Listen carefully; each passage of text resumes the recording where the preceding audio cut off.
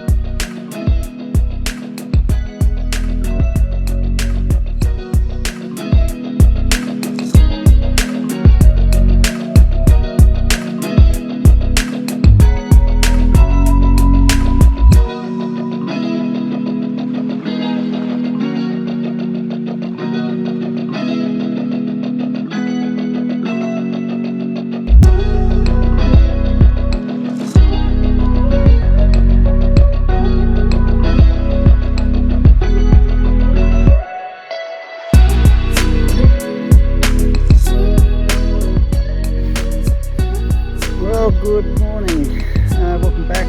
This is day 2 at Cressbrook. Yesterday I covered about 26.5 k's doing the clockwork circuit, or clockwise circuit. Today I'm going to go anti-clockwise. Should get about the same distance.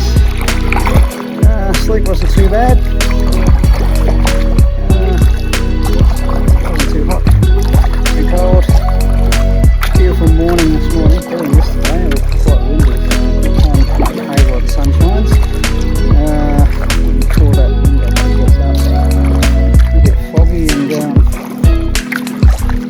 drizzly at the moment, but temperature's down. Let's go and see how we go today. Body doesn't feel too bad actually. An old fella. We'll see how we go after today's effort. And then we have the Cressbrook dam wall and spillway. As you can see, it's a little bit below the spillway at the moment. Still plenty of water. A few questions about its structural integrity at the moment. They're looking at some fixes for that. So this dam could burst open any time, and I'm not in a good spot. Probably a good spot for camera work, but my survivability rate is probably not great. So there's the dam wall. Damn it.